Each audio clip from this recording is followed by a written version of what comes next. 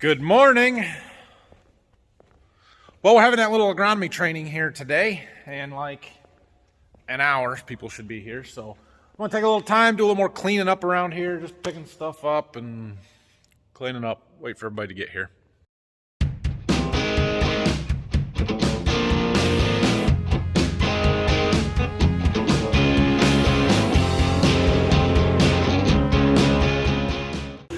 Okay, so much easier than a broom. Our floor's clean enough for now. Well, it's gonna be behind, but my patch job corn is coming up. That's good. Remember that stuff we came in here and patched in with the hand planter? It's coming.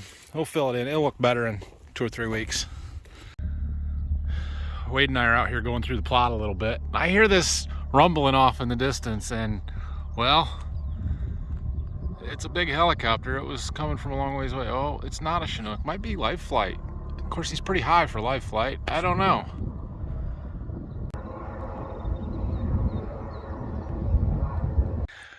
Okay, so we're out here in the plots, going through the bean plot right now, and just trying to see if there's any differences in some of the varieties. Was it this one that looked really good? Yeah, 29-22. Yeah, so all these are basically new to me, but 1, 2, 3, 4. So right here is the split. I don't know how well it shows up on the camera here, but this row looks a lot better than that row. Just a little bit better early season vigor, and off to a good start. Also, Wade dug up some plants here. Wade, what are we seeing? Right here, these little knots, these are called root nodules. Soybeans are a legume, which means that they're special and that they can take nitrogen out of the air, fix it, and then use it within the plant.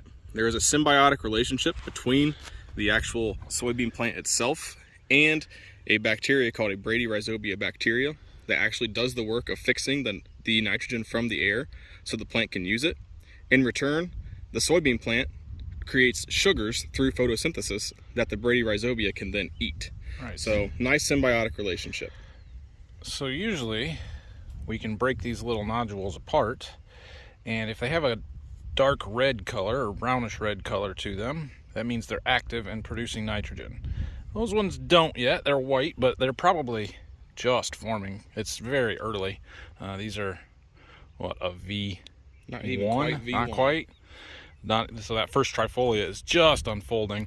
We count it as exposed, or it counts as a trifolia once the leaves are no longer touching. And that one's close. I would call that a V1 maybe. So the fact that they're there already and forming is a good thing, and we'll keep an eye on that as we go through the season here. But that is why we don't apply nitrogen to soybeans. So we've been applying all this anhydrous and nitrogen to the corn in order to give it the food and fertilizer that it needs to grow and produce corn. But beans we don't apply nitrogen to because they have that symbiotic relationship and they pull nitrogen out of the atmosphere. So that's cool. Beans are cool. Or as Wade likes to say, plants are cool, right, Wade? Cool. Plants in general. We've got some weeds out here. We're gonna have to do something about that. All right, so we've got another interesting little thing here that, again, I don't think you guys are gonna be able to pick it up real well, but I'm standing in the split row between our ATS starter versus no starter on soybeans trial. So there's been a lot of research done with putting sulfur on beans, and so that's something that I've tried, and I have the ability to add ammonium thiosulfate on the planter in 2x2. So this row did not get any. This row got 10 gallons to the acre, and it's clearly a little bit bigger, a little bit farther along, a little bit greener, and it looks better. It's interesting to be able to see that result. Again, yield is what matters, but there's something there. All right, we've moved on from the plots to looking at some of our other corn. This is that early planted corn, April 18th, I believe it was. And this corn, I was planted. It got 4 inches of snow on it.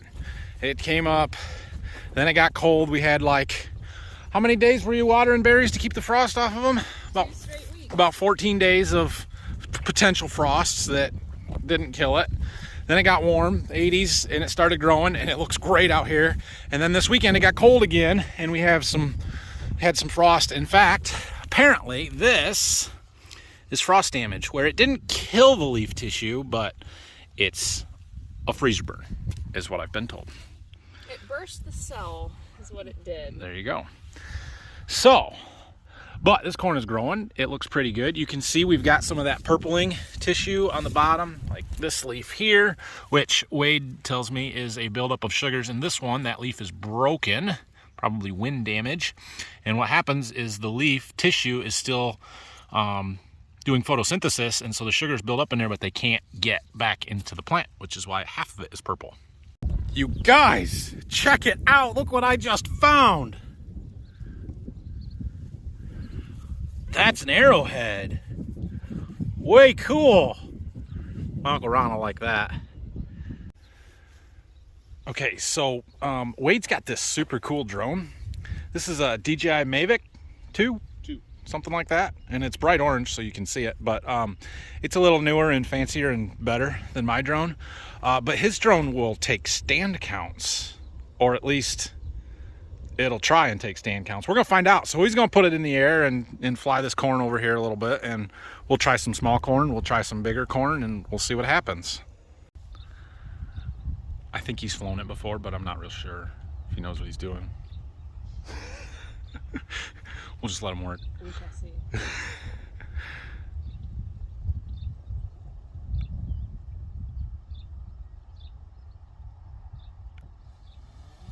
Okay, all right. Oh, the dog don't like it.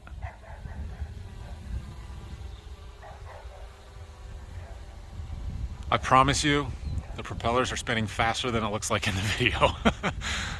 No. He's a nice guy. So this one has an automated program, which it will fly to the end of the field, goes around, and then heads back the other way, and it takes pictures the whole time, and it will like splice them together to do it. And it's all automated. He doesn't have to control it at all. I don't know how you guys will be able to see this, but you can see it flying. There's its path. There's our farm. It's at 26 feet high. Weird. Yeah. 18 miles an hour.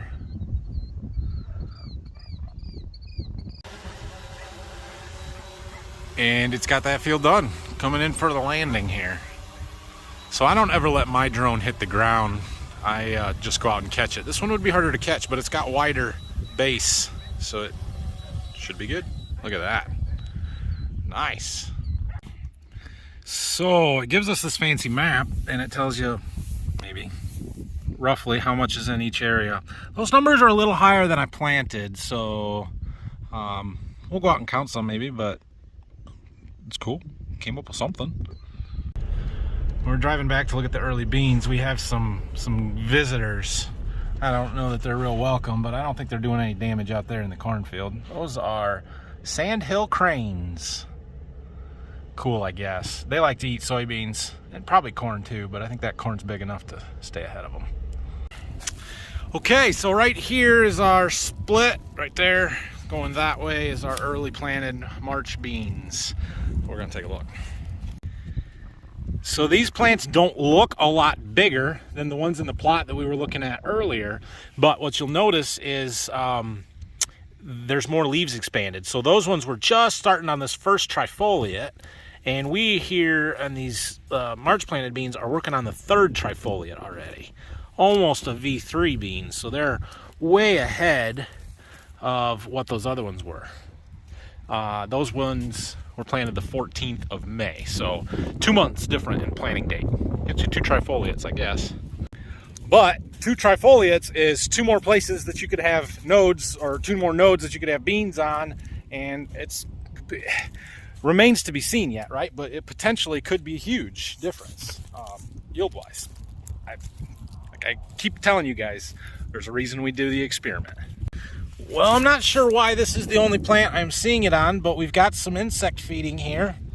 Could be bean leaf beetle. I'll ask Wayde. He went to get a shovel out of his truck, but I don't see really any of it on any of these other ones. There's one hole there, so something fed on it though. I wanted to look at the roots on these, see how they compare with what we saw earlier.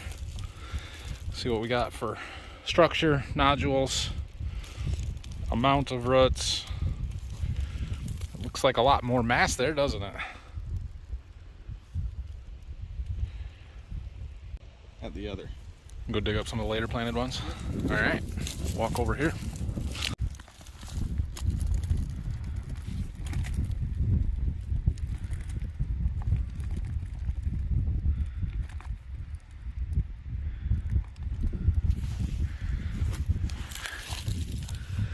Those roots don't look bad either, do they?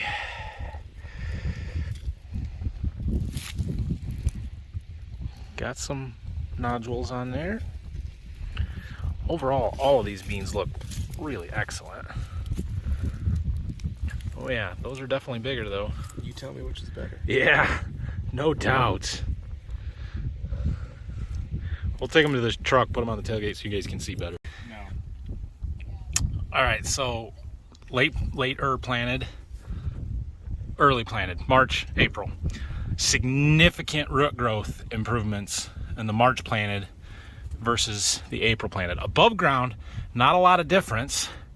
A little bit of stage, so we've got one trifoliate here, but the second one is just emerging, where this one is working on the third. So we're basically one growth stage difference, but look at the below ground roots. So, you know, depending on the weather in the summer and how things work out, that's where the difference is going to come from, I would guess. It's quite interesting. This is a fascinating experiment to watch here. Okay, after a brief lunch timeout, it is time to go back to scouting and checking some fields out. So this field here you may recognize as one of our cover crop planted fields. It was oats and radishes. We burned it down in early April, came in and just straight planted it. This is the field we tested the ExactEmerge planter in, and it was a little wet. Wade, it was a little wet. It was the last day of planting. How long did you want me to wait? And so we want to come out here and find the split of where the stuff that I planted with the ExactEmerge versus our 16-row slow speed planter is, and see if we can tell any difference. This stuff right in front of us was with our planter. It looks good, but yeah, we'll come down here and it'll be easy to tell because, well, my section control doesn't work when you plant the end rows with one planter and the rest of the field with a different planter. All right, I found the split row, ExactEmerge, our planter, and we're gonna take a look here and just look both ways and see if there's any noticeable difference. I doubt it, but yeah, let's take a look. So you will remember when we planted this, it was the last day of planting, but this cover crop ground just had hung so wet. And well, here's some evidence of that. So our seed trench split open. That ExactEmerge planter just had straight regular rubber closing discs on it, and they did not stitch this trench together very good. And when it dried out, after being a little muddy when we planted it, that sidewall split open. We do not want to see that at all. We'll see if my copperhead closing wheels that we put on our planter did any of that, or if it seems to have been better, because that'll be pretty telling there. So there are some skips out here, and we're still in that ExactEmerge planted stuff. We're just digging around to see if they were actual skips from the planter or seeds that didn't grow, like that one. Sprouted, never made it up. This one here got caught under some crust for some reason, didn't come up. So the planter's doing a better job than what the spacing in the plants out here shows. Now that's not entirely the case. That one there, I did not find a seed, so it wasn't 100% perfect, but really the spacing in the stand looks pretty darn good. Where their stuff is here, it's just a few of them didn't make it. There is still quite a lot of residue out here. I don't know if that's good or bad at this point, or indifferent, but you can still see, like right there is one of the radishes, and there's the hole that it made. I don't know. Jury's still out on this cover crop stuff that we did here, this oats and radish, because it just hung so wet this spring and it would not dry out. And we cannot have ground so wet that we can't get it planted and planted timely, and then have, you know, a seed trench opening up because it was too wet when we planted it, even though it was the last day and it was all we had left to do. So I don't know. We'll see if we do any more this fall. We probably will do some. I don't know if we'll do as much as we did last year. You can see here where the residue is a little thicker. This would have been volunteer wheat, but it's still wet. Now we just got some rain a couple of days ago, so I expect it to be, but it doesn't dry the same. Well, this is the stuff that my planter planted, and right here it looks pretty good. There have been some more gaps. Some of them have seeds in them, some of them do not. Same thing that we were seeing with the other planter.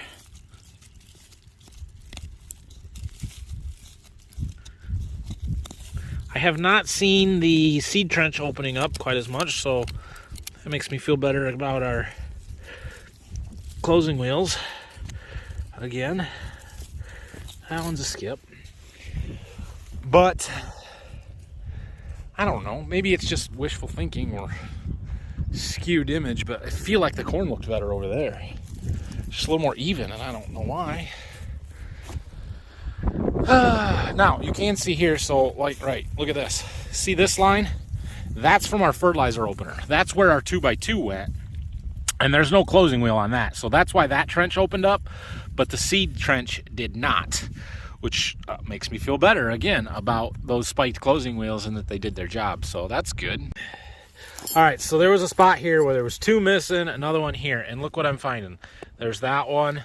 There's a seed right there that I think it sprouted, but it's not really a shoot on it. And then this one here that I just broke off. What, Wade? Why is it doing that? Cold, wet. Cold, wet. Last field we planted. Well, Compaction. clearly wet, sidewall compaction, planting when it's cold. May 14th, is that what I said? No, 19th And we what planted happened right this. after that? Yeah, a couple days later we did get some cold frost. That was like a week later though. Not ideal. Not ideal. Not giving me confidence in the cover crop system. No-till cover crop system. I wish it would. Look, we got mushrooms growing out here. Is that a good sign? What do fungi like? Cool and wet. Cool and wet. Probably not a good thing then. So we also in this field have a couple of different varieties. So we thought we'd come and look at these. This is a split between a 104 day, and I had 2 bags of a new 107 day that are on this side of it, kind of mostly just behind the building site here. It was all I could get of that one variety. It's a new one for next year that they gave me some to try, so it's out here. We just thought we'd take a look at it. It is also in the plot.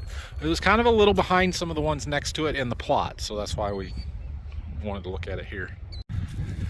So in the category of cool things you can find in your fields after planting. All right, so I'm noticing this big skip here, right? Look at this row. We've got a plant here and then nothing. Nothing, nothing, nothing. Oh, there's a plant. Well, why? Well, it's not like they just got planted and they all didn't come up. Clearly, that row did not get planted for a while. Well, what would cause one row to not plant for, what, 10 feet or so? And it's not something with the drives, because the drives are half the planter, so then you would have 8 rows that do the same thing. So 1 row. Well, you get to looking, and, well, where we did have corn, look at this. We got a big pile here. Why would we have a big pile there and here? What could cause that? There's a rock in the row. There's a rock with a big scrape in it, right in the row. So here's what happened. We're planting along, the planter opener hits that rock, it jostles the unit so hard that all of the seeds that are stuck to those little individual cells on the vacuum plate, they fell off. Some of them fell out the seed tube, which is why you get a pile here.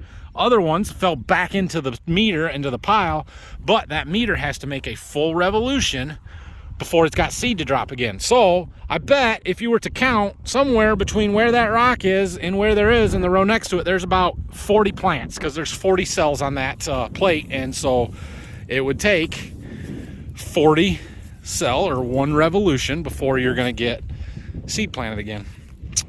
There you go. That's why we pick up the rocks. Hey, Wade, pick up that rock. It's Wade's lucky day.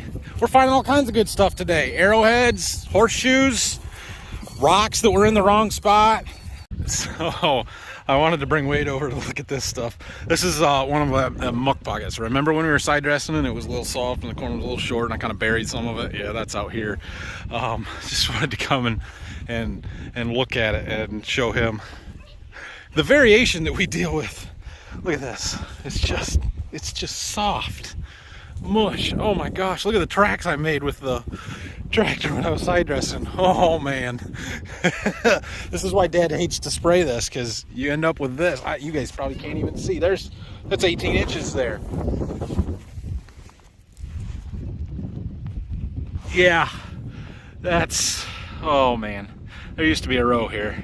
This was the soft spot. Look what we dug up when we were there's trees in it. That's dead, decaying tree chunks. Tell them boys out in Iowa you have a little bit. As a side note, where the corn is here, and I didn't completely bury it, it'll be fine. It looks good. It's just amazing to me how soft that this dirt is. I mean, we didn't do spring tillage here. We didn't do tillage at all. We just planted it, and look at the ruts that we caused. And it wasn't too wet, it was too dry. And too wet. It's just, you can't work this stuff right. Like I just told Wade, I'm glad we have 5 acres of it and not 500. All right, another cornfield to look at. So this corn was planted on April 27th. It is the first field of corn that was planted after the snow, meaning that first field we looked at this morning after where we were flying the drone. I side dressed this a while ago. I'm just curious how it's growing, what it looks like, and we've got a little frost. We've got some of that sugar buildup, maybe a little phosphorus deficiency showing up because it's cold, not because we don't have any. But boy, you look down them rows and it's growing. It looks pretty good. Wade's in the movie making business too. Let's record him recording a video.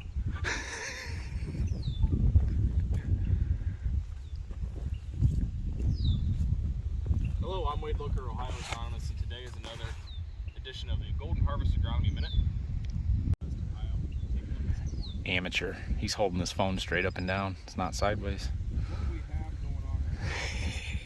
He's so in that corner we've got a little bit of compaction. You can see where the corn's a little bit shorter right where he's sitting, and that's where that purpling is occurring, and that's a compaction issue. I just can't get to that phosphorus. But when I plant my end rows, we come and we make the big circle and turn, and there's nothing I can do there. You're gonna have some of that compaction on the ends and in the corners, so things are gonna be exaggerated and show up a little worse there. Anyway, what we are seeing here is a little bit of cold weather damage, which is this, I believe, and we see the little bit of that freezer burn silvering on the bottom side of the leaves on a few plants. Not as bad as what it was in the field this morning, but it's there. But this stuff is going to grow out of that really fast. So my dad always likes to say that once corn gets to about this stage and we get into June here, it will double in size every week until it gets full height to tassel. So next week this corn will be this tall. 2 weeks from now it'll be this tall, and it doubles in size every week. It pretty much does. It's going to grow extremely fast. We'll probably see a little bit of rapid growth syndrome where you get a little streaking in the fertilizer and the nutrients because you just can't get them into the plant fast enough. But for the most part, I think it looks pretty good. You were hosing me on my filming I skills take before. it back, guys. Look at this. He's like a professional here. Hey. Well, Harvest YouTube channel where you can see all the videos that I produce throughout the summer, as well as all the other talented agronomists across the Corn Belt. link in the description. So Wade and the other agronomists for Golden Harvest have a YouTube channel that Golden Harvest owns, that they upload Agronomy Minute videos where they just kind of go in and shoot a little bit and explain it. So he's making one. I will link it in the description, but probably not this video's description because it'll take him 4 or 5 days to get it up there. No way, it'll be done by today. All right. If it is, yep, you'll see it. You guys, I just found out Wade has an editor. Like, he doesn't even have to do all of this stuff. He just takes the video and sends it to somebody else, and they edit it and do everything. Like, must be nice. All right, well, we had a good day scouting some fields with Wade there, so thanks to him for coming up and going through the plots and stuff there a little bit, and then going out and walking some other fields with me. I appreciate that. So overall, everything looks really good. We're in good shape right now. We keep getting a little bit of rain every week, and we get some heat and sunshine, and things are going to take off, and it's going to be off to one of the better starts that we've had in quite a while, which is good. The only issues really that we saw today is that little bit of purpling from cold weather and a little bit of phosphorus deficiency in the compacted areas, but for the most part, crops look really good. So I'm excited about that. So my plan now is to take the 40/20 and our little scraper box and go down to my house lot down there. They've leveled off a lot of the dirt and stuff, and I just want to do a little grading, move some of that dirt on the slopes and stuff so that it's a little less severe of a slope and a little smoother and a little easier to get around there, and try really hard to keep people from driving where my leach field's gonna go. That's what I'm trying to do. Killdeer's not very happy with me. Well, I've been doing some grade bait. That dirt's so hard I can't really scrape much of it. We'll have to get a little tillage and work going, but I don't want to get it all loose in the stuff right now. I was just trying to level some stuff off. I've kind of tried to build a ramp here in the middle of these stakes where that tape is, so that we can drive through here to get to that stuff, and it was pretty uneven, so I was trying to level that off a little bit. I'm getting it better. Also been trying to scrape up some of this pea stone. This, I understand why they had to bring it in, but this pea stone is terrible driveway stone, and I don't like it, so I've been dragging it up into a pile. I'm gonna get the backhoe and our little green trailer, and I'm gonna haul it out of here and replace it with limestone, because it's so soft you can barely drive through this. This whole area here has been built up with the dirt they dug out of the basement. I mean, you can see our piles are gone, except for that one that's topsoil. And I mean, I bet there's 4 feet, 5 feet of dirt put in there. And I get that it's still below the foundation, but the idea was to be down in the back. So there's probably gonna be a foot to 18 inches, maybe even 2 foot of dirt off the top of this that's gonna get pulled back, graded out, leveled off a little bit. I don't like this big hill over here. And even in the low spot there, it's too high. It's above my window on the south side of the house, so that's got to get drug out, graded off out through the field there a little bit. I'll have a smoother slope up to the driveway into the garage there. Just a lot of grading work that needs to be done. It doesn't need to be done now. I'm not trying to do it now. I'm just trying to level the slope off a little bit so it's easier to work around here, drive up and down it. And like I said, get some of that pea stone out of there. That pea stone is just, it's no good. All right, well, I've decided to hook up our trailer and take the backhoe down there and scoop some of that pea stone out now. So, we're gonna do that. This also gives me an opportunity to run the new backhoe, which is always a good thing, right? So quiet in here. Had some water somewhere dripping on my windshield. I don't know how big this bucket is exactly, but it doesn't take very many scoops to fill up our little trailer. We don't have to go dump it. I thought I'd get 2 trailer loads of stone out of here. I might get 3 or 4.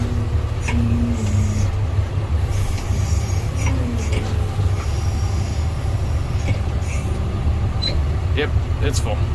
So we have a little pile of pea stone that we kind of keep over here by the big grain bin because it's out of the way. So I'm just going to add this stuff to it. We'll use it occasionally when we're tiling or for backfilling around stuff. You know, the pea stone has its place. Driveways is just not it. Come on.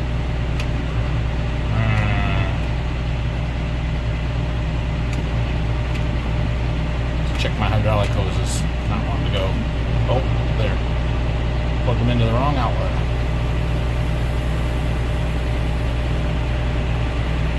Pretty handy little trailer here. If you go up too far, it doesn't come back down. So I try not to put it up all the way. Anyway, here's one. Well, after hauling a load, it would appear we have a flat tire. We're gonna air that up. Better. Pretty sure this side was good.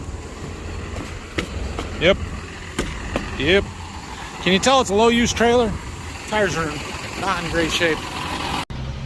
Oh, and I almost forgot. The boys are coming tonight. Get to hang out with them for a little bit.